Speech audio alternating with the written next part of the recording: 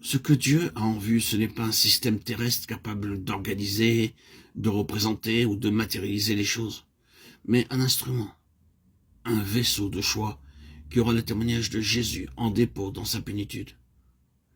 Si ce but doit être atteint, le chemin pour y parvenir nous est clairement tracé. L'onction n'a pas d'autre raison d'être. Le témoignage, pour finir, ne sera peut-être représenté que par une petite poignée, mais il s'agira alors de plénitude spirituelle. Et dans cet ordre de choses, c'est la plénitude qui fait la vraie grandeur. Ce n'est pas le nombre. C'est sur cette dominante-là que nous voulons clore cet audio. Voilà les perspectives que l'onction ouvre devant nous.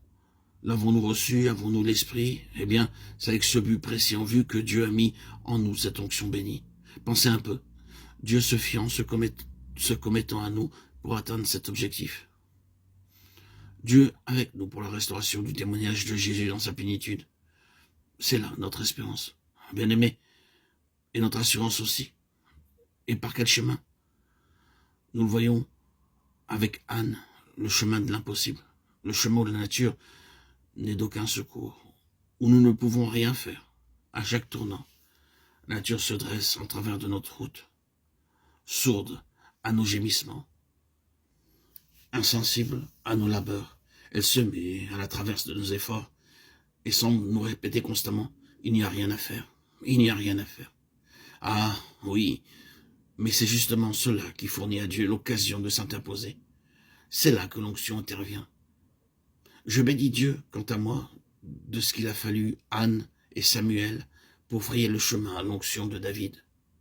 Nous-mêmes, nous ne pouvons rien faire. C'est justement pour cela que l'onction est venue. Mais l'onction étant là, ce sont des perspectives illimitées qui s'ouvrent devant nous. Pourquoi?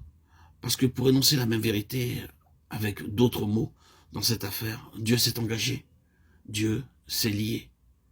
Qu'est-ce qui a permis au Seigneur Jésus d'aller jusqu'au bout à sa mission? L'onction. Christ, qui par l'Esprit éternel s'est offert lui-même. Dieu a oint du Saint-Esprit et de force Jésus de Nazareth, qui allait de lieu en lieu, faisant du bien, et guérissant tous ceux qui étaient sous l'empire du diable, car Dieu était avec lui. Dieu s'était lié. De même, pour le corps de Christ, l'Église qui est son corps, et pour les membres de ce corps, quand leur relation avec lui est devenue ce qu'elle doit être, Dieu s'engage à leur égard, se lie, afin que le témoignage puisse apparaître dans toute sa plénitude.